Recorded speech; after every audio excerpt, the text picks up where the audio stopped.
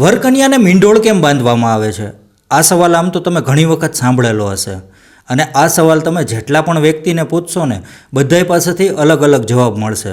ઘણા લોકોનું માનવું એમ છે કે વરકન્યાને મીંઢોળ બાંધવાથી નજર નથી લાગતી, જ્યારે ઘણા લોકોનું માનવું એમ છે કે વરકન્યાના હાથમાં મીંઢોળ બાંધવાથી એના મનમાં વિકાર ઉત્પન્ન નથી થતો અને મન શાંત રહે છે. જ્યારે ઘણા લોકોનું માનવું એમ પણ છે કે જો કોઈ વ્યક્તિ મૂર્છિત થઈ ગયો હોય, આવા વ્યક્તિને મીંઢોળ ઘસીને પીવડાવવામાં આવે તો આ વ્યક્તિ તરત જ ઊભો થઈ જાય છે. પણ જેટલા મોઢા એટલી વાતું. પણ આમાંથી સાચું કારણ શું છે? તો આ બધી માન્યતાઓ છે જેને હકીકત સાથે, સાચા કારણ સાથે કોઈ લેવા દેવા નથી.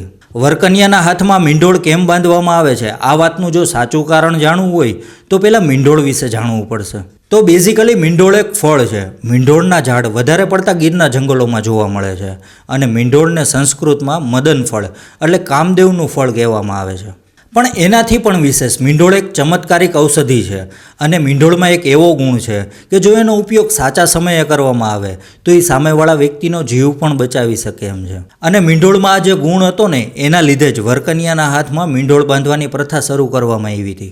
તો બનતું એવું કે પહેલાંના સમયમાં કોઈ સાથે જો દુશ્મની હોય તો આવા વ્યક્તિ પ્રસંગને બગાડવા માટે થઈને વરકન્યાના ભોજનમાં અથવા પાણીમાં ઝેર ભેળવી દેતા અને આ જ સમયે આ મીંઢોળનો ગુણ કામ આવતો. જો આ વ્યક્તિને મીંઢોળ ઘસી અને પીવડાવવામાં આવે તો અમુક સેકન્ડોમાં જ એ વ્યક્તિ ઉલટી કરવા માંડતો અને જે વ્યક્તિને આ ઝેર પીવડાવવામાં આવ્યું હોય એને થોડોક સમય મળી જતો અને આગળના ઈલાજથી સાજો થઈ જતો. આમ તો આવી ઘણી ઔષધિ હતી કે જેની મદદથી ઉલટી કરાવવામાં આવતી, પણ આ બધી ઔષધિમાં સૌથી ફાસ્ટ રિઝલ્ટ આ મીંઢોળનું હતું. એટલે એવું નક્કી કરવામાં આવ્યું કે મીંઢોળને વરકન્યાની સૌથી નજીક એટલે એના હાથના કાંડા ઉપર બાંધવામાં આવે એટલે જ્યારે ઇમરજન્સીમાં એની જરૂર પડે ત્યારે એનો ઉપયોગ થઈ શકે. આના સિવાય પણ બીજું એક કારણ છે કે જેના લીધે વરકન્યાના હાથ ઉપર મીંઢોળ બાંધવામાં આવે છે. મેં જેમ કીધું એમ મીંઢોળને સંસ્કૃતમાં મદન ફળ એટલે કામદેવનું ફળ, કામદેવના ફળ તરીકે ઓળખવામાં આવે છે. એટલે કામદેવનું ફળ હોવાના લીધે એક માન્યતા એવી પણ છે કે વરકન્યાના હાથ ઉપર મીંઢોળ બાંધ્યા પછી સંતાન પ્રાપ્તિની સંભાવના વધી જાય છે. તો આ બે મેઇન કારણો હતા કે જેના લીધે વરકન્યાના હાથ ઉપર મીંઢોળ બાંધવામાં આવે છે. આ તો થઈ મીંઢોળની વાત. પણ આજે લગ્ન પ્રસંગમાં શાસ્ત્રોક્ત વિધિ પ્રમાણે જે આપણા ઋષિમુનિઓ આપણને રિવાજો આપતા ગયા છે એ આજે સમયના અભાવે ક્યાંક ને ક્યાંક લુપ્ત થતા જાય છે. અને જે કુરિવાજો છે કે જેનું કોઈ મહત્વ જ નથી, બસ આવા રિવાજોને બીજાની દેખાદેખીમાં આપણે આંધળું અનુસરણ કરીએ છીએ. પણ આની પહેલાં આપણે એક એવા રિવાજ વિશે વાત કરવી છે કે જે આજે આપણા લગ્ન વિધિમાંથી સાવ લુપ્ત થઈ ગયો છે. આજે તમારામાંથી મોટાભાગના લોકોએ જોયું હશે, જ્યારે ગોરદાદા માંડવો રોપવાની તૈયારી કરતા હોય ત્યારે દિવાલમાં એક કંકુથી ચાંદલા કરતા હોય છે મંદિરના આકારમાં. આને 16 માતૃકા કહેવાય છે. એટલે ગણપતિ દાદા સાથે આ 16 દેવીઓની પણ પૂજા કરવામાં આવે અને આ 16 માતૃકાની નીચે 7 ચાંદલા ઘીના કરવામાં આવે છે. આ ઘીથી કેમ ચાંદલા કરવામાં આવે છે એનું કારણ જાણવા માટે મેં જ્યારે ઊંડું રિસર્ચ કર્યું ત્યારે જાણવા મળ્યું. પહેલાંના સમયમાં જ્યારે લગ્નને 2-5 દિવસની વાર હોય ત્યારે ઘરધણી પોતાની આસપાસમાં કોઈ માલધારી રહેતું હોય તો આ માલધારીની ઘરે જઈ અને ઘીનો ઓર્ડર આપી આવતા. અને જ્યારે લગ્નને 2 દિવસની વાર હોય ત્યારે ઘરધણી વાજતે ગાજતે આ માલધારીની ઘરે જતા અને ઓર્ડર પ્રમાણે આ માલધારીએ 7 ઘીના ઘડા તૈયાર કરીને રાખેલા હોય.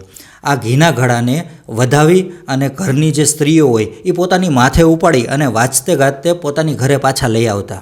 અને પછી જ્યારે લગ્નમાં માંડવો રોપાતો ત્યારે જે ઘીના 7 ઘડા હતા એને બાજોટ ઉપર સ્થાપન કરવામાં આવતું અને ગણપતિ દાદાની પૂજાની સાથે આ ઘીની પણ પૂજા કરવામાં આવતી. આને ઘ્રેત માતૃકા એટલે ઘીના 7 દેવી તરીકે પૂજવામાં આવતા. પણ આજે સમય અને ધન બચાવવા માટે થઈને આ રિવાજ જ કાઢી નાખવામાં આવ્યો છે. બસ ખાલી દિવાલમાં ઘીના 7 ચાંદલા કરી અને એનું પૂજન કરી લેવામાં આવે છે. પણ બીજી બાજુ આજે ટીવી સિરિયલમાં જે દેખાડવામાં આવે છે એનું આપણે પૂરેપૂરું આંધળું અનુસરણ કરીએ છીએ. જેમ કે જાન વિદાય લઈ અને ઘરે જ્યારે પાછી આવે ત્યારે જે નવી પરણીને આવેલી કન્યા છે એનો ગૃહ પ્રવેશ કરાવવામાં આવે, એના કંકુ પગલાં કરાવવામાં આવે. પણ આ કંકુ પગલાં પહેલાં ઘરના ઉંબરા ઉપર એક કળશ રાખવામાં આવે ચોખાથી ભરેલો અને નવી પરણીને આવેલી કન્યા પાસે એને પાટું મરાવવામાં આવે, પગ મરાવવામાં આવે અને ચોખા ઢોળાવવામાં આવે. આ કોઈ રિવાજ છે? તમે જ વિચારો કે તમારા ઘરે પરણીને આવેલી લક્ષ્મી અન્નપૂર્ણાને પાટું મારી અને ઘરમાં પ્રવેશ કરે તો એ અન્નપૂર્ણાનું અપમાન છે કે નહીં? આપણે અન્નપૂર્ણાનું પૂજન કરતા એવા છે. હા, શુકન શાસ્ત્ર પ્રમાણે માની શકાય કે ચોખા ઢોળાવા એ સારા શુકનની નિશાની છે. પણ એ ક્યારે કે જ્યારે અજાણતા ઢોળાય તો, પણ જાણી જોઈને જો ચોખાને પાટું મારીને ઢોળવામાં આવે તો આ વાતમાં કેટલું લોજિક છે એ તમે સમજો છો. પણ આજે આવું વિચારવાનો કોઈ પાસે સમય નથી. બસ ટીવીમાં જે દેખાડવામાં આવે છે સિરિયલોમાં, બસ એનું આંધળું અનુસરણ કરવું છે. મારે હાલમાં જ હમણાં એક ગોરદાદા સાથે આ બધી વિધિ બાબતની ચર્ચા થઈ.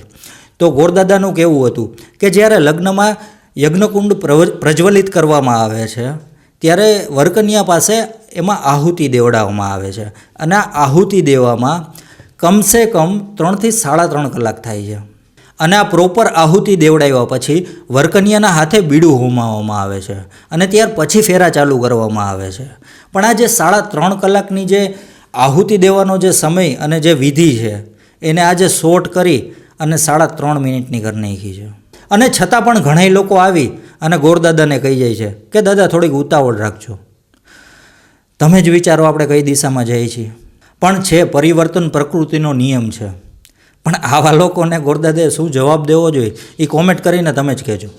આશા કરું છું આજના વિડીયોમાં તમને ઘણું નવું જાણવા મળ્યું હશે. તો બસ ચેનલને લાઇક અને સબસ્ક્રાઈબ કરી દેવાનું ભૂલતા નહીં. તો ચાલો ફરી પાછા મળીએ. આપે આપનો કિંમતી સમય આપ્યો એના માટે ધન્યવાદ. અને હા, કોમેન્ટ કરવાનું ભૂલતા નહીં. ગોરદાદાને જવાબ પણ દેવાનો છે.